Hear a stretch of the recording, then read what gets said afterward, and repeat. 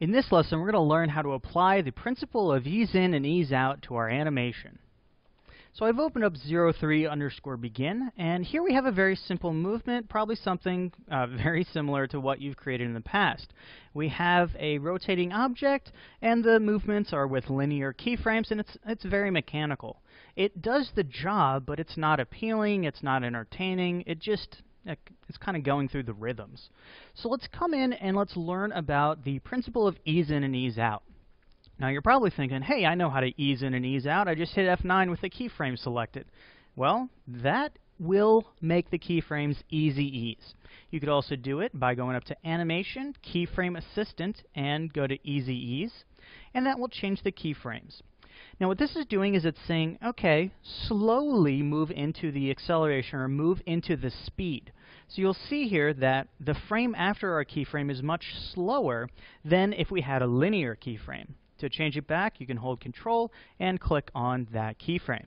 You'll notice we had a much greater shift when our keyframes are linear. And that's because the motion is the same every single frame. However, with ease in and ease out, the motion is kind of a bell curve. It goes up and achieves maximum speed right here in the middle, and then it slows down into the next keyframe. Now that will give us slightly nicer motion, technically more correct, but still it's missing something. It's missing some life. And this is because ease in and ease out isn't as easy as an easy ease keyframe. Try saying that sentence 10 times fast.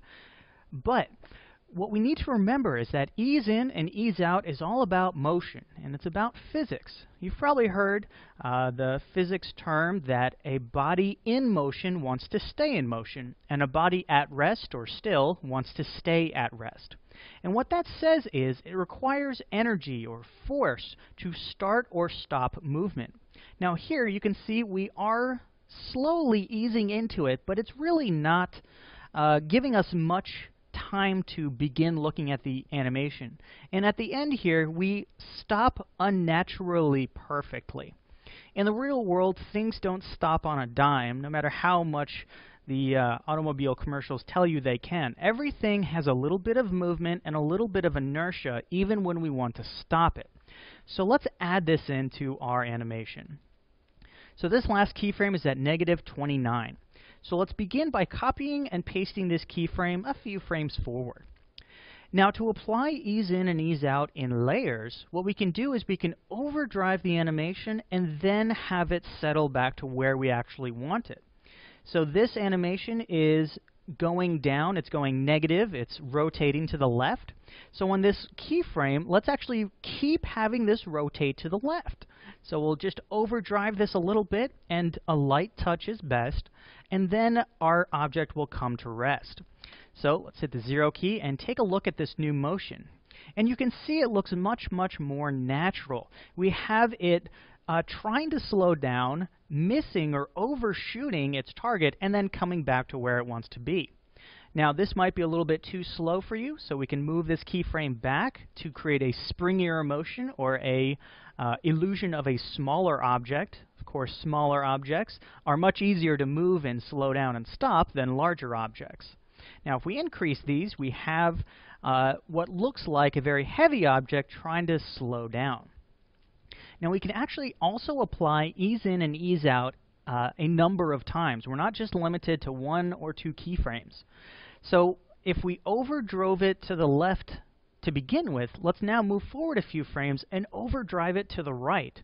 So our ending value is 29, so let's now get it a little bit higher than 29. Not too far, because that will create a sort of seesawing motion that's unappealing. And let's even out these keyframes so our timing is a little bit more even. And now let's take a look at this. And what we get is this very nice, very natural motion. The clock here stops, it begins trying to stop, overcorrects, and now we have essentially the same animation, but it looks much more appealing because we have a little bit more movement, and it is moving as if it was inside of a real world.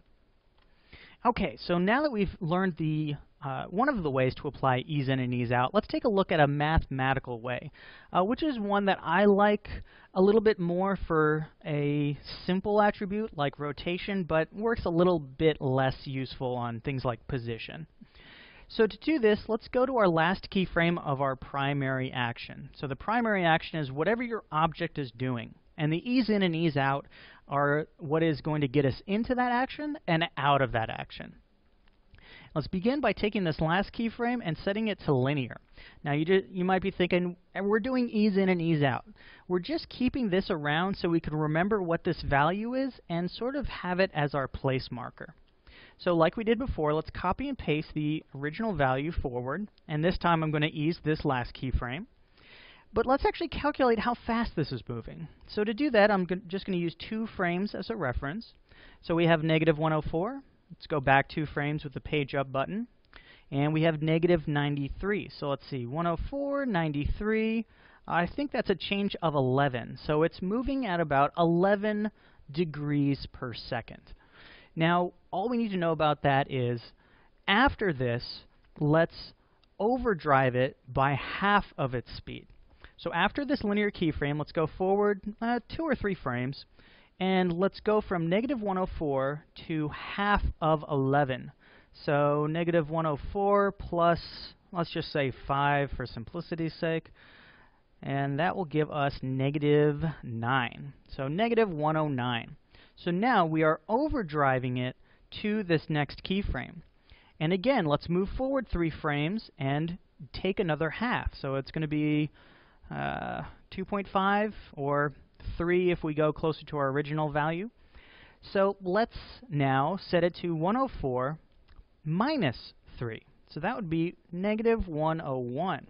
So if you take a look at what we're doing, we're taking this first value, defining how fast it's going, and then we're slowly reversing the speed. So we're easing into something that's a little bit past the speed, and then we're easing back to something that's a little bit before the speed, and then we will ease into our final resting place.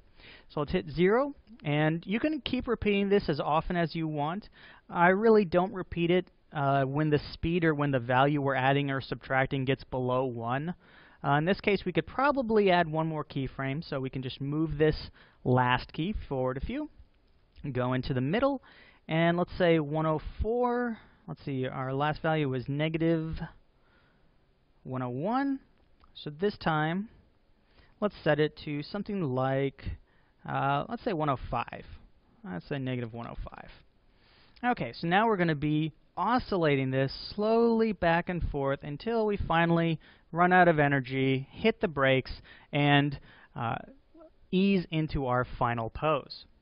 Okay, so here we can see by just applying this very simple formula, we were able to create ease in and ease out very simply. Now, do you have to use math to use ease in? No. Just remember that when you're trying to slow down an object or speed up an object, you're going to need to give it a little bit of energy or bleed off the energy. And what's going to happen is that object's probably going to go past where you want it to stop, and then it will ease into the final pose. So I would always apply ease in and ease out whenever you're changing speed to an object. And as you can see here, it adds a little complexity to your keyframes. So I would do this after you have your motion and what you know your animation to be roughed in at a pretty good level. I wouldn't go in and add ease in and ease out to every little motion until I'm relatively sure that motion is going to stay what it is. So that's how you can apply the principle of ease in and ease out to create some really nice and appealing motion.